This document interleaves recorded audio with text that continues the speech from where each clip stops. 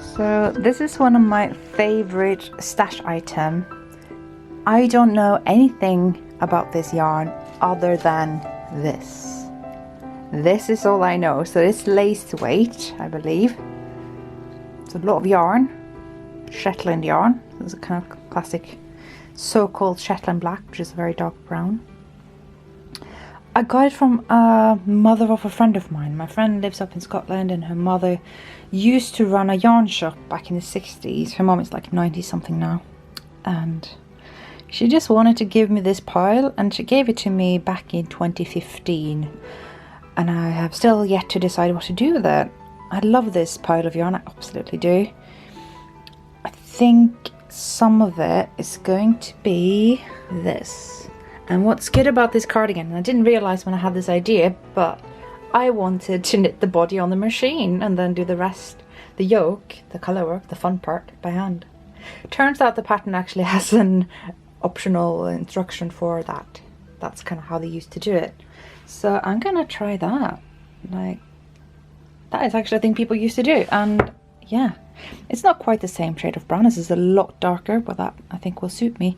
And yes, I have been hunting down each and every colorway in the yoke from Jameson's and Smith 2-ply yarn. So this might just happen, you guys. But honestly, I still have way too much yarn, so there's still decisions left to be made there. So I've had a day with my machine. I swatched for a cardigan that admittedly I just promised on Instagram to make in 2019, but I may have already started. This is a swatch and it's quite nice after a bit of a soak. I don't usually do that with machine knit stuff, but it definitely changed the feel of this, because here is one front and here is the other front. They look like they're made for a stick figure, but apparently this is going to fit me. There's the thing with stockinette is that it just rolls in on itself. So these two fronts should fit, and I need to make a back that matches it.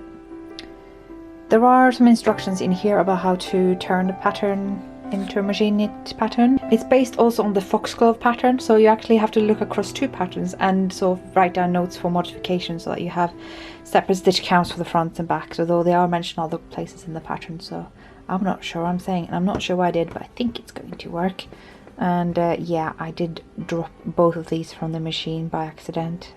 So there are some irregularities that I hope will block out, because that is the thing that takes the most amount of time with these, is that if anything should go wrong, and in my case it's usually breaking the yarn with this because it's so fine, it's so fragile, it just breaks. And then when you pull the carriage across your knitting that's hanging there by weights and there's no thread knitting it, then it's simply going to drop the knitting and all your stitches are live, and it's quite tight knit, and so getting them on, saving the stitches, it's really difficult and it takes a lot of time and fiddling, and that is how I pulled a muscle the other week. So yeah.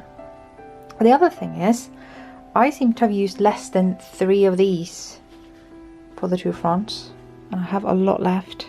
Got these two, got these, which are probably the same size, this giant, plus the one that's still attached to the machine. So I have an awful lot of yarn here. The other concern I have also is this can't be Shetland. I know it says Shetland 2-ply on the little so-called label, but this is so soft and fluffy. I'm almost feeling like it's Angora or something, but it can't be, surely. But look at that halo. I don't know. Other than that, I am knitting on the Mystery Mittens by Wenche Roald, and they're coming along quite nicely. There was a new clue coming out today, so I'll mostly spend the day catching up with the last clue, of course. And that's basically my evening. I'm also hoping to put a dent into my kofta. Also thinking about what to call it. I am between two names. One of them was going to be kosekofta, because I like the word kos better than hygge, because hygge makes me cringe, and kofta because that's what it is. But it's also kind of cringy because it sounds like something kind of daft. So if any Norwegians have any opinions there, I'd like to hear that. I just realized that I completely failed to show you this beautiful little present that Grace of Babbles Yarn and the Babbles Travelling podcast gave me when she was visiting London a couple of days ago. It's a really nice treat, so thank you, Grace. I realised I have to mention it here now because, I mean, usually I would have mentioned this on the podcast, but I have a feeling I'm actually not going to have time to record until I'm back in Norway, and it might actually be after Christmas, depending on when I get time in the house. So yeah, this is my first Babble yarn skein, so there. So I thought we'd take the last couple of moments today by going through my box of socks. The first pair I did this year actually is in my freezer because it has some suspicious looking holes in it, but the rest of them are completely germ free. So where do I begin? Can start with my sparkling bee socks, which it's not the official name, but it's Easy Knitter yarn from his Gobstopper self-striping yarn. I have a lot of ends to give in here, let's not even bother commenting on that. Yeah, super happy sparkly socks. I have my Meandro socks. This is a design that came out this year. I really like them. I was going to say something between like and love there. Maybe that's how I feel about them. I think they're really nice. They fit beautifully. Happy with them through and through. I have my self-striping Tits Out yarn by Nomadic Yarns. This is such a fun pair. They are just... I love them. And we got my Regia rainbow socks, which is, sorry, quite a happy, jolly pair that I wasn't that keen on when I was knitting it, but now that they are done, I think they're quite cheerful. These need blocking. These are my Christmas socks from this year's West Yorkshire Spinner Signature 4-ply. And yeah, they're the Fairy Lights colorway and they just need a bit of a block. So maybe that's something to do today. We have my Hjaltland socks. I'm not sure if it's a silent H or not. Hjaltland, I'm not sure. Doesn't sound that different. They are both done. Just need to weave in the ends because professional. I knit them both toe up, but the pattern does come with cuff down instructions as well. These are the Winter Rose socks. I think that's what they're called, by Helen Stewart. They were the first socks of her Sock Society. I loved knitting these. They are beautiful, potato chippy, all the things. And they are red. They're not coming across as red on here because my carpet is throwing off my camera. But they are a very, very nice dark shade of red. Arguably burgundy.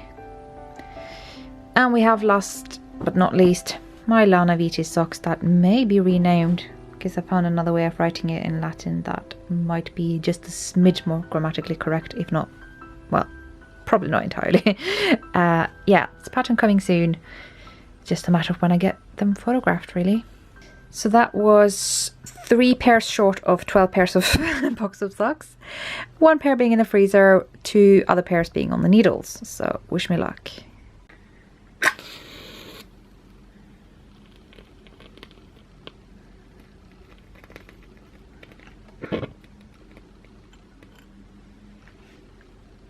Så tenner vi 2 lys I kveld, 2 lys for håp og glede. De står og skinner for seg selv, og oss som til stede. Så tenner vi 2 lys I kveld, 2 lys for håp og glede.